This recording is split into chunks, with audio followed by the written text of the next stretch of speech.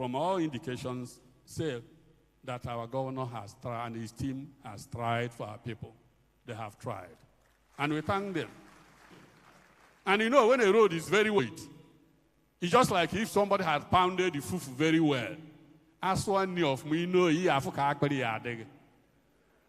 you know, of me, if you find them, so if you apply these roads, you will see that they have been done so well and they will last.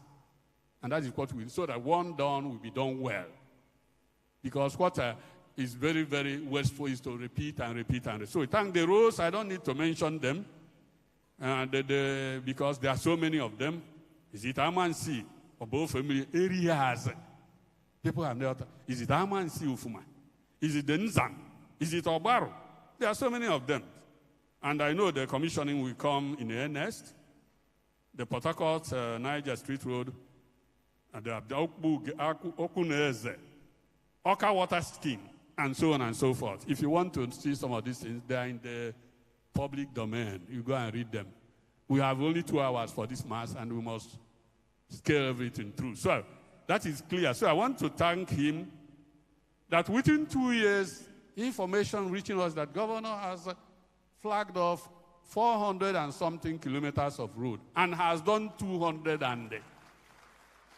and that is a good indication. If 400 is put up for 4 years and he has done 200 in 2 years, what does it mean? It will be completed. It will not be only earmarked. Earmarked. What we are talking now is what? I am seeing it. I have seen it myself, and I thank God for that. So we need to thank him and thank his team for the good work. And one thing interesting about this is that from all indications, our governor has not borrowed a dime, not one kobo. As you know, even with the approval of the House of Assembly to borrow 100 billion, he has not borrowed, and work is going on. And so you can see what it means. So I thank him because we don't want, you see what borrowing is doing to Nigeria today. You see what he's doing to Nigeria, because when you borrow and borrow and borrow, what is clear is that our country can be, so we don't want borrowing, because when you borrow, but you said even if you must borrow, it must be used for something that can bring back the money and develop the people, not borrowing for consumption. Because most of the borrowings in Nigeria are borrowed for consumption. And people will just scale and go through. So we thank God they are not doing that. You will think of recruitment of teachers, health workers, digitalization of schools and hospitals, youth empowerment, 1 youth, 2 skills, agricultural revolution. Think of them. This issue of palm tree and the coconut. You know, this is going back to our tradition. Because in the time past, people live very much from what they collect from their immediate farms. Families wait for the 4th day, that is the and they collect what they have, collect the palm nuts, collect the coconut, collect everything, and go to market, do business, and come back and live their life. And if all families have gotten that, I think we are heading somewhere very good. Also in the area of security, you can agree with me that initially it was tug of war. It was hell. Because the state shouldn't have been kind of taken over. But our governor did not relent. He held the bull by there.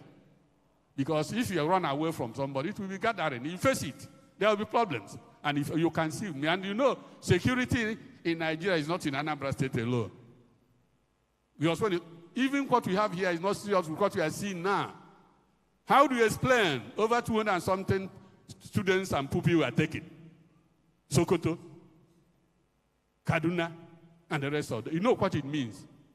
200 and something is almost this crowd here. 1/4 of this side of the hall. And they were taken, nobody can say where they are. Even my own stand is that the federal government and the team must work in order to tell us the truth.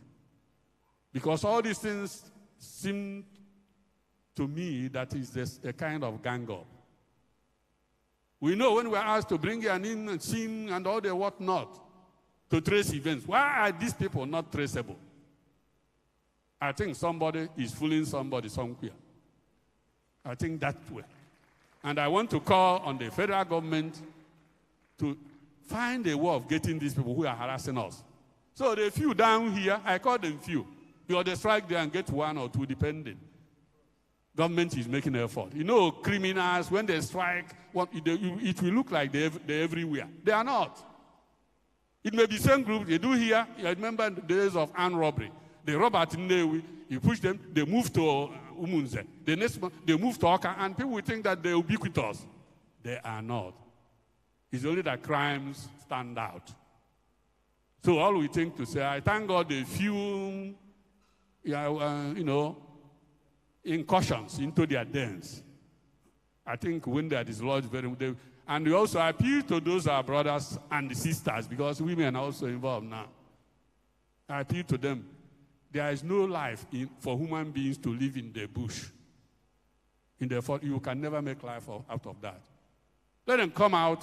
Sometimes they were called, let them come out so they can be rehabilitated and they move for a better tomorrow in our society. We continue to pray for